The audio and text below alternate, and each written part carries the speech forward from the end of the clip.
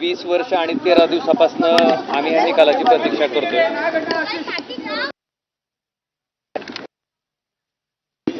गेल्या 20 संविधानाच्या मार्गाने, न्यायाच्या मार्गाने आम्ही त्या ठिकाणी ही लढाई लढतोय। आज निकालासाठी मान्य कोर्टानं या ठिकाणी आजची तारीख दिली होती। ओमराजे बोलतात। आणि निकाल देण्याच्या बाबतीत काही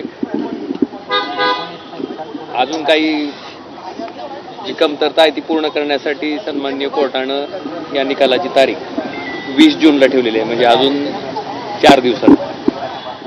अपेक्षा इतकीच आहे की आमच्या दोन्ही कुटुंबांनी 20 वर्ष 13 दिवस अविरतपणे संघर्ष केलाय आणि सन्माननीय न्यायालयाकडनं न्याय मिळावा एवढीच अपेक्षा। त्यामुळे तुम्हाला न्याय मिळत नाहीये का? ओमराजे जणांची या संपूर्ण प्रकरणात साक्ष नोंदवलेली आहे। आपल्या आईच्या हस्तक्षेपानंतर सीबीआयकडे हे प्रकरण गेलं। 2009 पासून जे मुख्य आरोपी आहेत, ज्यांच्यावर आरोप आहेत ते बाहेर आहेत।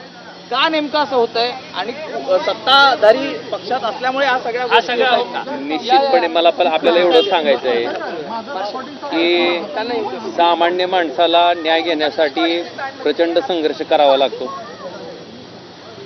माझी क्षमता होती म्हणून मी हायकोर्टात रीट दाखल करू शकलो। त्या रीटच्या आधारे ही केस सीबीआयकडे गेली आणि केस सीबीआयकडे गेल्याच्या नंतर सीबीआयच्या माध्यमातून ह्याच्यामध्ये पुढचा तपास झाला आणि सगळे आरोपी त्या ठिकाणी समोर आले। त्यामुळे निश्चित सामान्य माणसाला न्याय घेणं फार दुरापास्त आहे आणि कठीण आहे। आणि ते समोर आल्याच्या नंतर सुद्धा आपण बघितलं असेल तब्बल 20 वर्ष त्या ठिकाणी अविरतपणे ह्या खटल्याची सुनावणी चालू आहे आणि जे आरोपी असणारी लोक आहेत डिले टॅक्टिक्ससाठी सारखं हायकोर्टात जाणं, त्यानंतर सुप्रीम कोर्टात जाणं। सामान्य माणूस हायकोर्टामधल्या आणि सुप्रीम कोर्टामधल्या वकिलाची कशा पद्धतीनं फीस देऊ शकेल, कशा पद्धतीनं त्या ठिकाणी वकीलला अपॉइंट करेल। माझी क्षमता होती, आम्ही लढत गेलो आणि आता निश्चितपणे ही माझा राजकारणातला जन्मच त्याच्यामुळे आहे। माझ्या राजकारणात जन्मच त्याच्यामुळे आहे। कशासाठी संपवलं राजेसाहेबांना याचं कारणच फक्त पॉलिटिकल होतं। कारण 2004 ची विधानसभा ज्या निवडणुकीमध्ये माझ्या वडिलांनी ॲज अ इंडिपेंडेंट कॅन्डिडेट असताना, अपक्ष उमेदवार असताना केवळ 484 मतांना त्यांचा पराभव झाला होता। आणि तेही केव्हा की पद्मसिंह पाटलांना पाठिंबा दिला अशा आशयाचं खोटं वर्तमानपत्र छापून मतदाना दिवशी त्या ठिकाणी इतका प्रयत्न करून सुद्धा फक्त 484 मतांना विजय मिळवता त्यांना आला होता।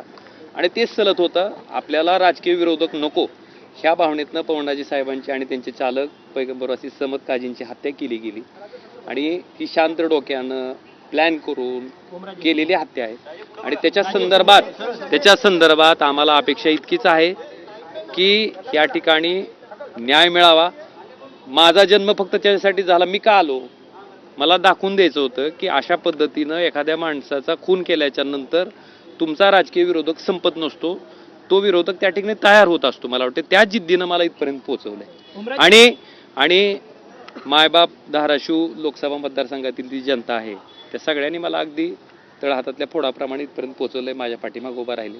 आता माझ्या आयुष्यातला सगळ्यात मोठा तर ज्याच्यासाठी आमचा सगळा परिवार जगतोय, झगडतो, तो माझे वडील कैलासवासी पवनराजे निंबाळकर साहेब आणि पैगंबर अशी समद काजी यांच्या हत्येचा जो निकाल आहे तो आमच्यासाठी, आमच्या कुटुंबासाठी अतिशय महत्त्वाचा आहे।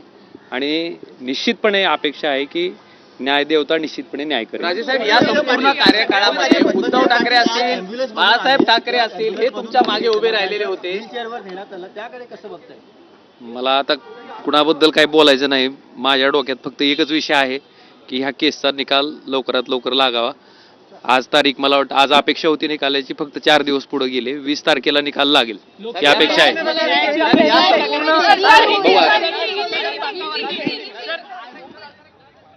तर 20 वर्ष 13 दिवस आमच्या कुटुंबियांनी या निकालासाठी अविरत संघर्ष केलेला आहे। आणखी 4 दिवस निकालासाठी लागतील, पण 20 तारखेला निकाल मिळावा अशी अपेक्षा ओमराजे निंबाळकर यांनी व्यक्त केली आहे। एक छोटासा ब्रेक पाहत रहा एबीपी माझा।